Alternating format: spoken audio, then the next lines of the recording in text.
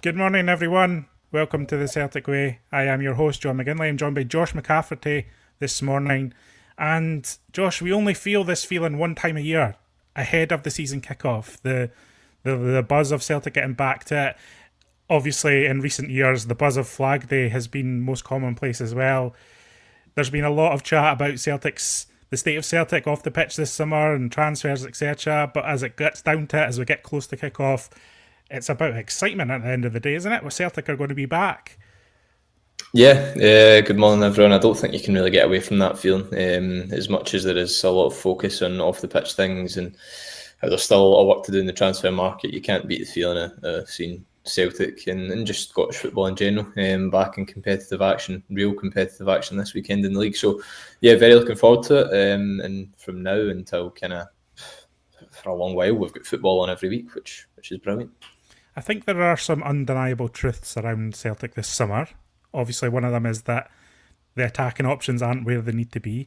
Another undeniable truth, Josh, is that Celtic are favourites to retain their Scottish Premiership title.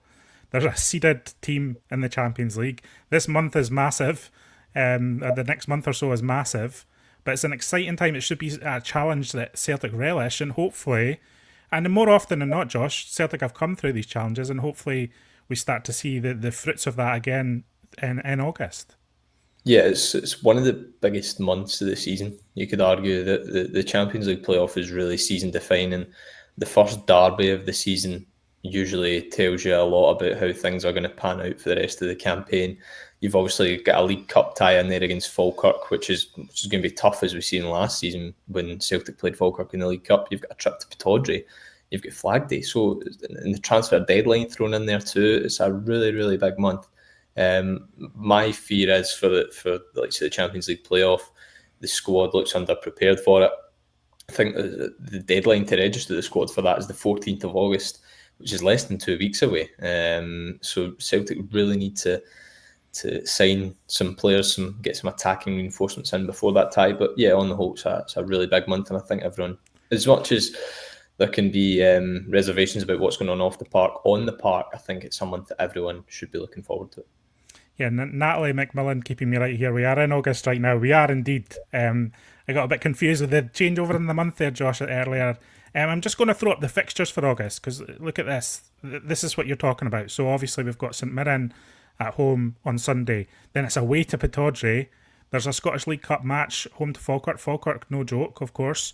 Yeah. And then those European games, as you say, Livingston, another new team this season, and away at Ibrox as well at the end of the month, just before the end of the transfer window.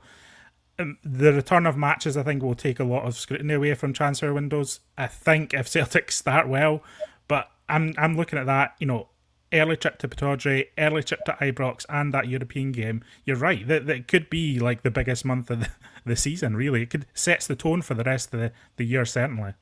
Yeah, definitely. And I think especially those first three games against St Mirren, Aberdeen and Falkirk, Celtic really need to start well and get in the groove, because after those three games, they're thrown into a Champions League playoff, which is season defining. So they really need to start well, get everything flowing in the team, get the chemistry, the link-ups, and be in good form and scoring goals and everything. So yeah, it's massive, especially even the game at Ibrox as well. That's huge. Celtic going into that game won't have beat Rangers in 90 minutes in almost a year, which is not good enough, frankly. So they need to go there and they need to get a result against a new look Rangers team.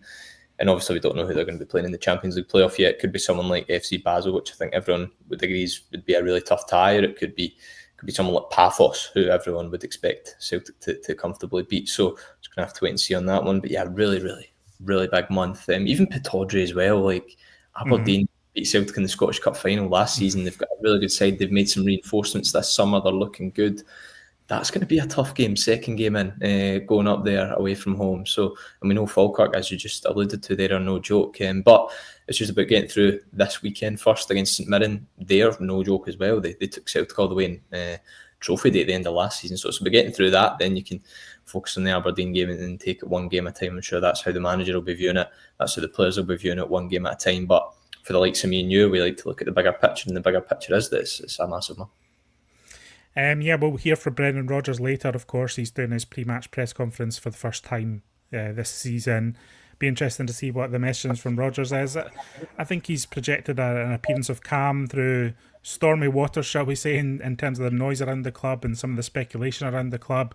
I'm intrigued to hear what is going to be asked by some of the journalists present, whether he's going to be asked, he will be asked about transfers, and intrigued whether he's going to be asked about his contract, etc., etc. There are underlying narratives heading into the season that people are talking about and interested in, and of course, I think generally he's going to be excited for the season ahead too. The challenges are the same: win the Scottish Premiership, win it well, win it with the identity we expect of a Celtic team. Potentially win the cups on top of that, and be competitive in Europe. None of it has changed from last season. And look, I know there's a lot of anxiety around transfers and stuff, but if you look at Celtic's record over the last decade plus, more often than not, the club has delivered on the ambitions set out at the start of the season.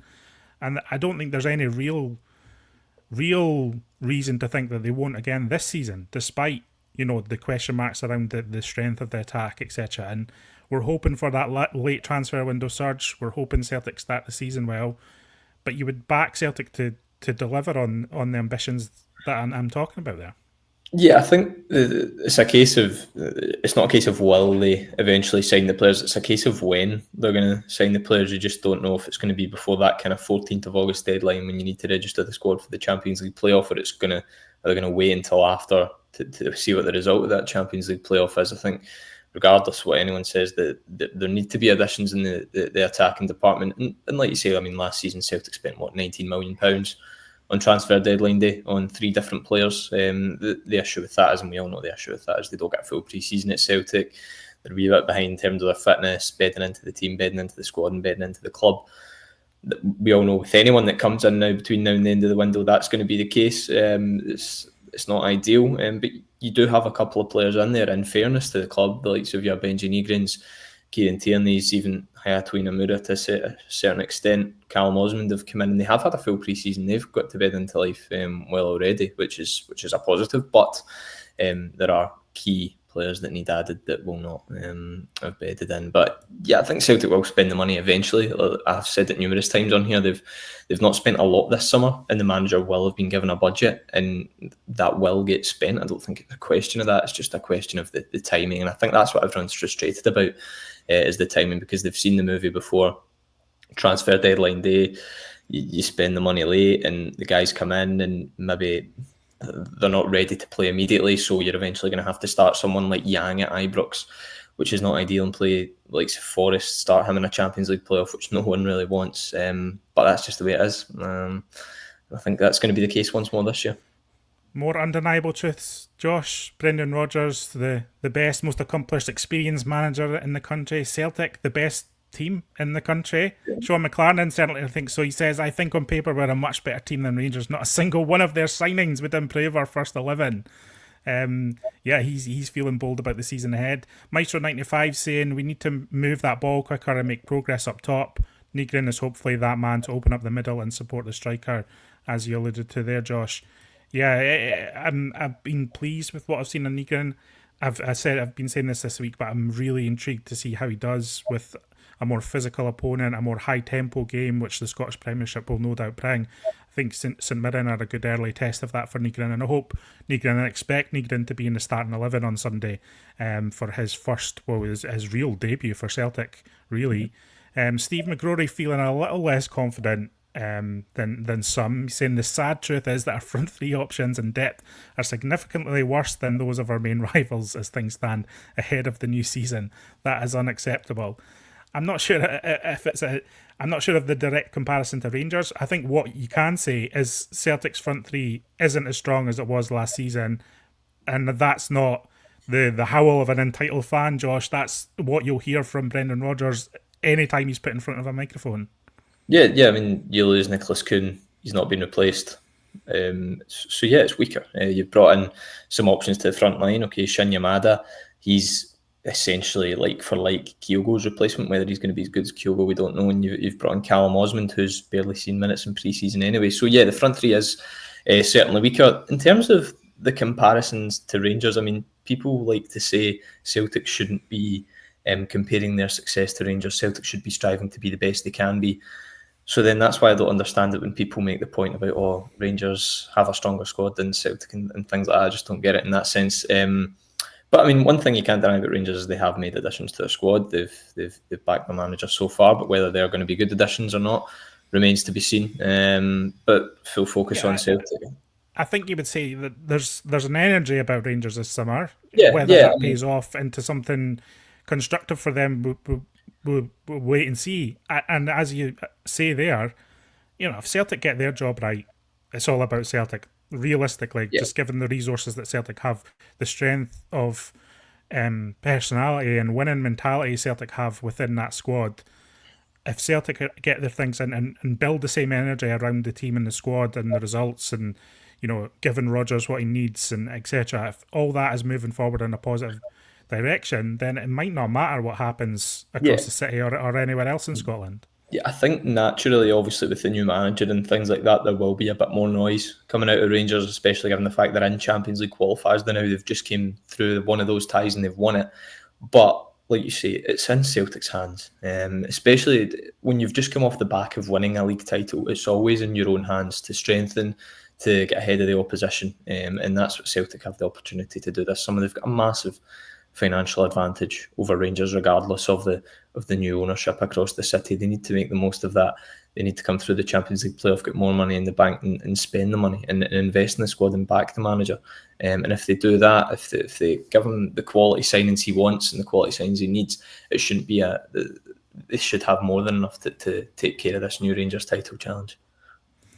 Another comment here from Brown Warrior. We need at least one winger, but two would facilitate the moving of Maeda back into the central striking role, which, by the way, was the main reason we scored so many goals last season, him and Nicholas Kuhn. That's true. What I would say about that, and maybe this is just because of the numbers there at the moment, Maeda has very much been on the left flank throughout pre-season. Brendan Rodgers said at one point last season he'd prefer to keep those goals out on the left flank.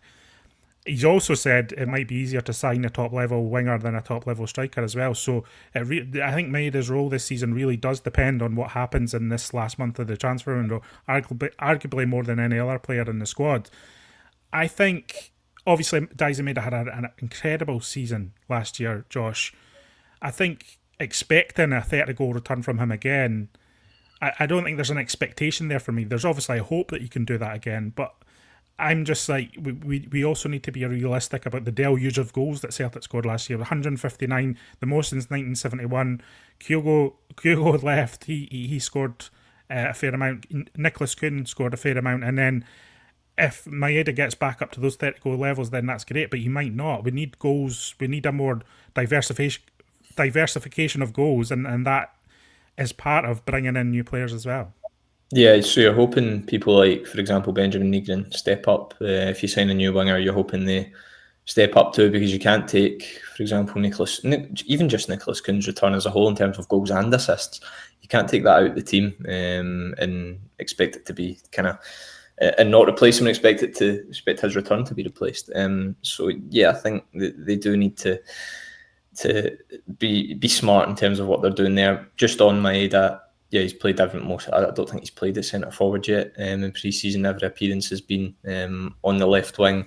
That's where for example, if the transfer window shut tomorrow, I would expect Daizen Maeda to play the majority of the season on the left wing, which I think is a fair judgment in terms of the point that was being made there on the number of wingers Celtic need to sign. I think it's even regardless of Maeda's position, I still think Celtic need two wingers between now and the end of the transfer window.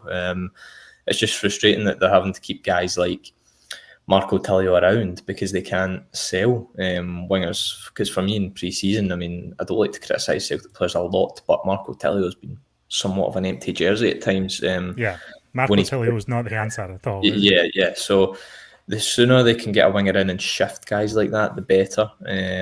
But yeah, it's just frustrating in a sense that, for example, if someone pulls up injured tomorrow, you could be relying on someone like Marco Tilio to come off the bench, which is not ideal. And I think for me, that scenario, or even that not even happening tomorrow, happening in a Champions League playoff, just increases the need for them to dip into that market and increase the goals in the team, bring in more quality on the wings, and just do the business. Raymond Haddon making a strong point, and you have to start the season on a positive mode as Celtic play most of the top teams in the league away from home in the first quarter of the games. It's a good point. Celtic really need a strong start to the season, just for everyone, I think. And I think there's no evidence that there won't be a strong start to the season. I do think, the St Mirren match will tell us a lot more about where the Celtic team are than any of the pre-season games that Celtic have faced so far. It's sometimes easy to forget that pre-season games are effectively meaningless, and there's a low intensity in them from a physicality perspective. There's substitutions throughout all the games, big massive turnover in players throughout the 90 minutes, and we're going to find out a lot more. I mean, I wouldn't expect St Mirren to be the absolute toughest test that Celtic face this season when you consider Scotland and European football, but it's Celtic's most difficult test of this summer so far. And we're going to see what kind of energy and Celtic bring to that and breaking them down. Yes, it's not the toughest test they could face, but it's not the easiest test either, to be honest, because they are a well-drilled side. They're going to, I think everyone knows what St Mirren are going to do. They're going to come, they're going to sit in, they're going to try and frustrate Celtic. And it's just up to them to show the energy, show the sharpness, and try and break that down, essentially. They've not really had, I'm thinking maybe Queen's Park perhaps, Cork City, but they've not really played that team in pre-season yet, especially in recent times, because they've been playing like Ajax, Al Ahly, these big clubs in Newcastle. They've not played anyone who sits in, so that's going to be a new challenge, kind of for the likes of Nygren to try and unlock a defence like that and see what he can do. But like you say, yeah, it's going to tell us a lot, because pre-season can only really tell you so much. I don't think in terms of the pre-season performances and the way things have gone, there have been any major concerns. The Ajax result sticks out. Aside from that, Celtic haven't been playing poorly. They've been playing well. They've been getting results. They've been looking decent. But the real stuff is all that really matters. And like you were saying, they really need to start strong, because, for example, drop points on Sunday, the wheels are off all of a sudden. I mean, I rate St Mirren, I rate Stephen Robinson, I rate the squad that he's put together there and some of the talent that he has there. I'm going to be speaking to David Irvin later, of course, journalist and St Mirren fan, who is going to be giving us a bit more in-depth knowledge on how St Mirren's summer has gone, where they've strengthened, their early season form, because obviously they've been involved in the Scottish League Cup ahead of Sunday, so if anyone wants to check that out, then please do. We also have an interview with Simon Donnelly on the channel right now, where he's discussing pre-season, the challenges of breaking through as a Celtic youth, and all that good stuff. There's been a little bit of Celtic news over the last 24 hours, Josh. I think Simpson-Pusey is going to have his medical at Celtic today. He's going to be signed up, hopefully this weekend, hopefully in time for an unveiling on Sunday of sorts. The noise around this guy is that he's very talented and has a lot of potential and is ready for this first team step. I'm looking at it and thinking this guy's not going to be coming to Celtic to sit on the bench. I think Man City will have a defined plan for him. They're very protective of their loans and who they send out to where and what kind of the outlook is there for them. Obviously, guarantees of game time isn't really written into contracts, so that doesn't really happen. But Man City will have some sort of good feeling that Pusey will be involved to some extent, and I'm excited to see how he fits into the Celtic. I know there's question marks about the benefits of loans and no option to buy in the deal, etc. But from a purely playing perspective, what I'm hearing from people who know what Simpson-Pusey's all about is that he has the talent to back up the hype. Yeah, and I think you can tell that when you watch some clips of him in terms of the way he plays. You can tell he's the type of central defender that would suit Celtic in terms of the way he's very, very comfortable playing out from the back. He seems a wee bit physical as well, which you need in the Scottish game. We do have to remember he's only 19 years of age and he's only played 6 games of senior football. But at the same time, he does look, like you say, ready for the step up. There will be an agreement between Manchester City and Celtic over the number of games that he's going to play. But he's not going to be coming up to Celtic to sit on the bench every week, so he will be getting minutes. And I think it's a decent signing. You know, people talk a lot about the loan and there's no option to buy in it. But my viewpoint is if this guy's going to come in and improve Celtic's squad for the season, then I've got no issues with that happening. Good track record of signing young players from Manchester City, Jeremy Frimpong, Jason Denayer, Dedrick Boyata, the list goes on. So yeah, I think Simpson-Pusey will do well. I'm glad you pronounce his name like Pusey and not something else. What does intrigue me though, and we're about to kind of talk about a player Celtic have scouted, Victor Eriksson, a central defender, but that brings into question for me the whole strategy surrounding the centre of defence. Because if you manage to do a deal for Eriksson in the next couple of weeks, you've got Simpson-Pusey there, you've obviously have Carter Vickers, who's probably going nowhere. It brings into question for me the futures of Liam Scales and Austin Trusty. But you can tell us more about Eriksson now. Yeah, so Celtic reportedly send in Paul Tisdale to scout Victor Eriksson, Hammarby defender, 24-year-old, Sweden international. He has one cap for Sweden, which came a couple of years ago, but he was included in their most recent international squad too. He's had some time in Major League Soccer with Minnesota United, and now at Hammarby. And yeah, I think the idea is that I think if Celtic are scouting someone at this stage of the summer, it means that there's fairly strong interest there. But I guess we have to see how it develops, because nothing ever seems quite straightforward with the way Celtic go about their transfer business. I think the fact that we're still looking at defenders is interesting, as you point out, because it just, again, puts into focus there's a lot of moving parts in that position of the field, and I'm just totally unconvinced that the lineup that is at Celtic now in terms of defenders is going to be the same come the end of the transfer window. And that's actually the position of the team that might change most between now and the end of the transfer window, because the midfield's stable, the attack just needs a couple of additions. I can't really see anyone leaving the Celtic attack at this point, apart from the Telio, Yang at a push, but I could see Yang playing a squad role this season. But that centre defence, I just see it's a little bit in flux in terms of who's there right now and who can come in. Yeah, I think Eriksson's an intriguing link. He looks like a big, tall, imposing, strong central defender. The game Paul Tisdale went to watch last night, he actually scored a last-minute winner in, a very good header. Cross comes in from wide, a free kick, and he nods it in to send his team through to the third round of Europa Conference League qualifying. So a good result as Hammarby knocked out Sporting Charleroi in Belgium. So yeah, he obviously had that spell in the USA, didn't really work out for him. I think he played 4 or 5 times for Minnesota, comes back to Sweden, does pretty well. 24-year-old, turns 25 in September. I believe in, like you say, a full Swedish international. So yeah, I'm intrigued to see what would happen with, like I said, with the other guys, Trusty and Scales. If Eriksson did come in, he's right-footed, so probably more right-sided. Simpson-Pusey is right-footed, but more kind of left-sided. I think it's clear as well that Celtic maybe don't trust Cameron Carter-Vickers to be fit for the full season, given these transfer links. He had that operation in the summer. We don't know how that's going to pan out this campaign with him. 60 games. Don't expect him to be playing them all. So yeah, like you say, there's a lot of moving parts at the centre of defence. It's going to be one that's intriguing to see how that unfolds. You've obviously got Dane Murray there, Stephen Welsh, whose futures probably are a bit uncertain before as we come into the end of the window as well. Reports of a loan approach for Welsh in the past couple of days. Dane Murray, he could be on the move too. So yeah, it's going to be interesting to see how it pans out there. It is a long season. Depth is obviously needed. And I think, Celtic played close to 60 games last season.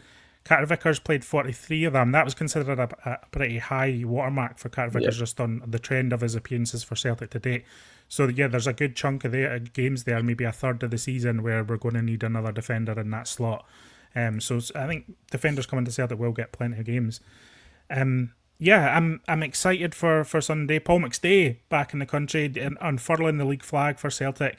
You're a bit young to have seen Paul McStay play for Celtic, Josh, but when I was growing up, he was my Celtic hero. He was my first Celtic hero. He was the guy I idolised and looked up to, and I'm sure I didn't even see him at his real peak either. His peak was a little bit earlier than even my days, but he was coming towards the end of his career when I was growing up, and he was still an icon of Celtic and in the way he played and the way he conducted himself. And because he lives in Australia now, you don't hear about Paul McStay too much. He's not a pundit, for example. He's not really in the consciousness.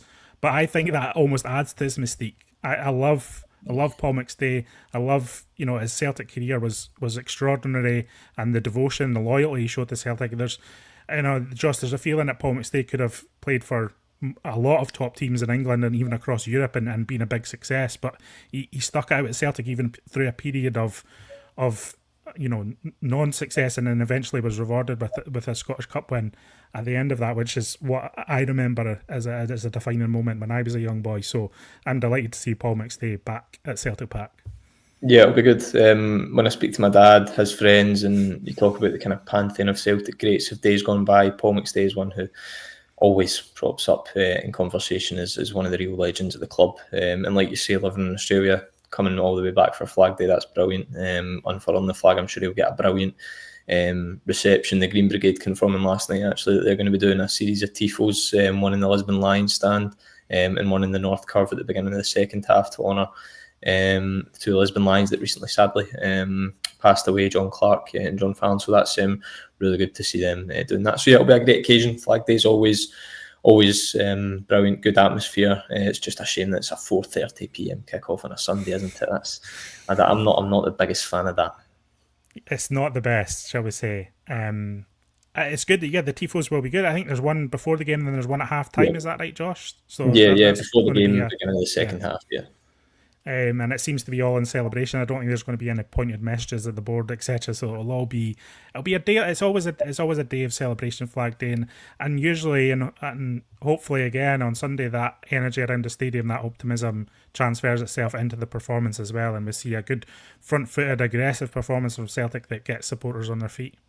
Yeah, well, I think the last two seasons Celtic have scored 4 goals in Flag Day, 4-0 against Kilmarnock last year, 4-2 against Ross County the season before. So yeah, hopefully it's another high scoring game for the players. The atmosphere will be there. It's just up to them to really grab the game by the scruff of the neck and perform. Kieran Tierney's obviously real kind of homecoming. He had that moment against Newcastle United, but him being in from the start, really looking forward to seeing him playing, because I wasn't actually at the Newcastle game. Benjamin Nigren as well, and from the start I'd like to see Shinya Yamada get some minutes too, perhaps even start. Hayato Inamura off the bench. So yeah, it's going to be a really exciting day to see all the kind of new signings. As much as people are still complaining about transfer activity, we could see the guys who actually have signed play. The Scottish Premiership kickoff is a bit weird and staggered, partly due to European football, of course, but just the way the TV games has worked out. Kilmarnock Livingston tomorrow is actually the only game at 3 o'clock tomorrow, and then it's Motherwell Rangers 5:30 tomorrow evening on TV. Then Sunday it's Falkirk Dundee United at 2, then it's Dundee Hibernian at 3, then it's Celtic St Mirren at 4:30, and then on Monday night that's Hearts and Aberdeen, which I'm actually intrigued to see that game, because there's a lot of noise around both Hearts and Aberdeen this season, and they're going to be wanting to start their season well as well. I mean, I'm Celtic first and foremost for me, but I'm also I think the Scottish Premiership's pretty intriguing affair this year. Hibs, a lot of optimism around Hibs, a lot of optimism around Hearts, a lot of optimism around Aberdeen. Falkirk returning to the league as well. It's like a nice lineup this year. Yeah, I think the league is going to be very strong. I think the likelihood that the likes of Hearts, Aberdeen and Hibs take points off Celtic and Rangers this season is greater than it has been in recent years. I think going to Tynecastle against a well-organised Hearts team under Derek McInnes, who don't have European football to think about, is going to be very, very tough. Pittodrie's second game in is going to be difficult. Easter Road, Hibs narrowly losing out to a really good side, Midtjylland last night, who even knocked Celtic out of the Champions League a couple of years ago.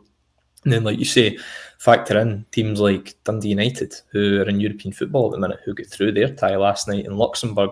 Falkirk coming up, Scott Bain in goals. I expect him to put in a couple of good performances against Celtic this season.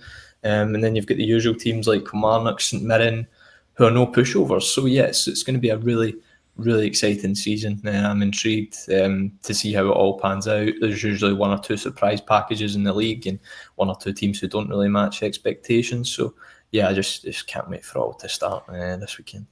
I was disappointed to see Hibs' result last night, actually, because as you know, Scotland stands on a bit of a coefficient, precipice this season, where if they end up 17th in the rankings at the end of 25-26, then next season's looking pretty bleak in terms of qualifying. If Scotland do finish 17th in that coefficient table of Nations, then Celtic winning the league would they would only enter the Champions League at the second qualifying round. The runners-up, would only enter the Conference League, and then it would go from there. So it's not great. It's not the coefficient's not looking great, and I think we need teams in Europe to step up, including Celtic, of course. So yeah, it's bad times, but hopefully, I think the Conference League is a good opportunity for Scottish clubs to pick up coefficient points, and hopefully they can just do that over the course of the season. Yeah, I wasn't even aware of that. The second place Conference League, that's a really grim thought, isn't it? You're hoping the teams that are still in there, obviously Hibs, even though they lost last night, they're not out of Europe altogether. They're still in the conference. They'll have a qualifying round there. I think they're taking on Partizan Belgrade, I want to say, in the third qualifying round. The UEFA Conference League, Dundee United obviously through. Aberdeen are going to have guaranteed league phase football, whether that's in the Europa League or Conference League. So yeah, you hope all these teams can pick up as many points as they can, and Celtic going into that playoff, so they can come through that and then go into the league phase of the Champions League and once more look to get into the knockout stages. But yeah, that coefficient, I mean, the thought of Celtic potentially winning the league this season and then having to go through the same qualification process for the Champions League that Rangers are having to go through this campaign, that's a thought that I don't want to flirt with. Yeah, the only difference would be the Champions route, which is a little bit kinder than the league route, but still not great. We don't want a return of those early qualifiers. Celtic have had it good the last few years, going directly into the group stage and the league phase, and even just having a playoff round to navigate isn't the worst thing in the world. It gives you plenty of time in your summer to get things right.